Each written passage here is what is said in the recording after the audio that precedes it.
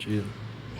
بسم اللہ الرحمن الرحیم باب الغضب فی الموعظۃ والتعلیم اذا رأى ما یکرہ۔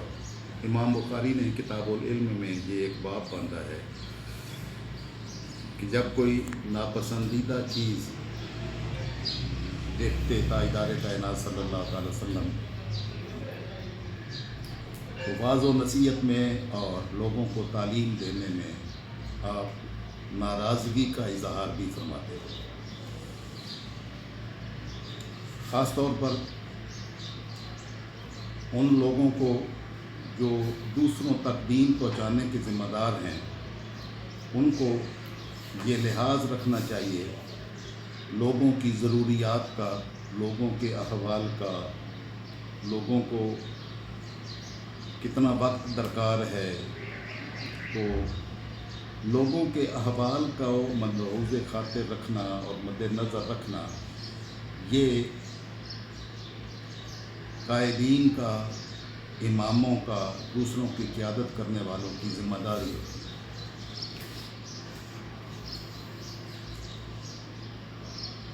حضرت ابو مسعود انصاری اس حدیث کے راوی ہیں۔ وہ فرماتے ہیں کہ ایک شخص حزم بن ابی کعب، یہ شخص آقا علیہ السلام کی بارگاہ انور میں آئے اور عرض کی، یا رسول اللہ صلی اللہ علیہ وسلم، لا اکاد ادرک الصلاۃ مما یطول بنا فلان، کہ فلاں شخص جو ہمیں لمبی نماز پڑھاتے ہیں تو اس کی وجہ سے میں ان کے ساتھ نماز با جماعت پڑھنے کی صلاحیت نہیں رکھتا۔ فما رأیت النبی صلی اللہ تعالی وسلم فی موعظۃ اشد غضبا من یومئذ، تو راوی کہتے ہیں کہ آقا علیہ الصلوۃ والسلام کو میں نے دیکھا کہ اس دن سے زیادہ اتنا غضبناک ہونے کی کیفیت، یعنی ناراضگی کا اظہار کرنے کی کیفیت میں نے کبھی نہیں دیکھی جتنی اس دن آقا علیہ الصلوۃ والسلام نے ناراضگی کا اظہار فرمایا۔ تو آپ نے جب یہ سنا کہ وہ لمبی نماز پڑھاتے ہیں تو میں ان کے ساتھ اتنی لمبی نماز نہیں پڑھ سکتا۔ آپ کو معلوم ہے کہ بڑی مشکلات کا دور تھا،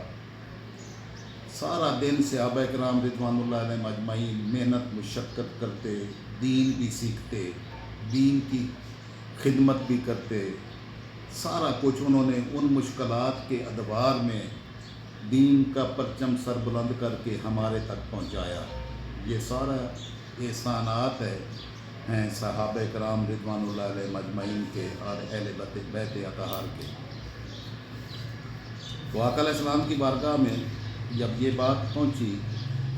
کہ فلاں شخص اتنی طوالت اور قرات میں لمبا کرنے کی وجہ سے کچھ اس میں با جماعت نماز ادا کرنے کی صلاحیت نہیں رکھتے، کیونکہ سارا دن جو ہے محنت مشقت کر کے تو اتنی لمبی قرات میں کھڑے ہونے کی استطاعت نہیں ہے، تو آقا علیہ الصلوۃ والسلام نے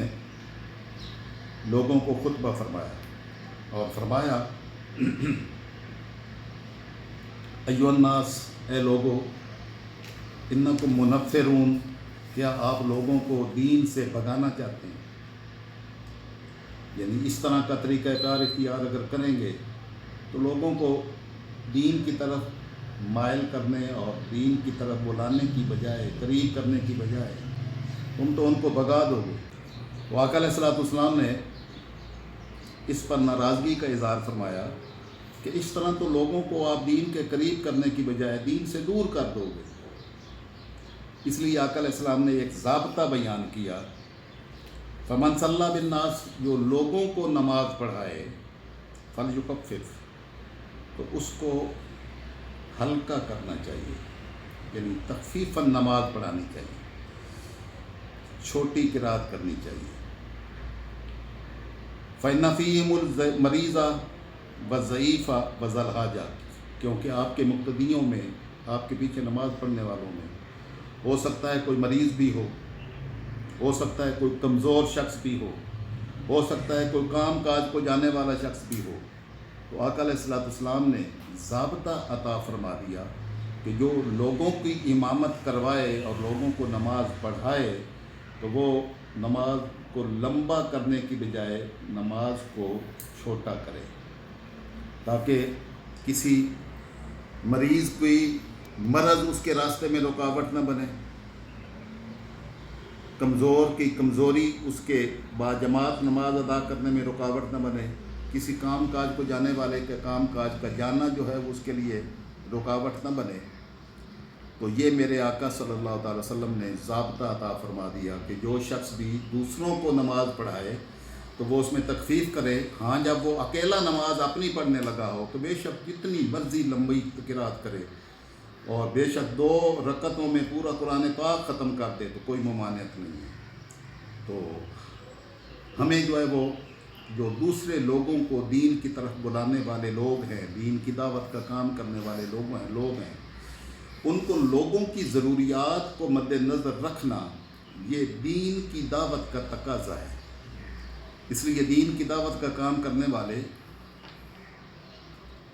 لوگوں کو مد نظر رکھیں، ایسا نہ ہو کہ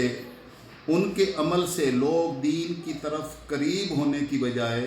الٹا دین سے بھاگ جائیں۔ تو اس لیے یہ ضروری ہے، یعنی بیسک پوائنٹ ہے، بیسک یہ سوچ اور فکر مد نظر رہنی چاہیے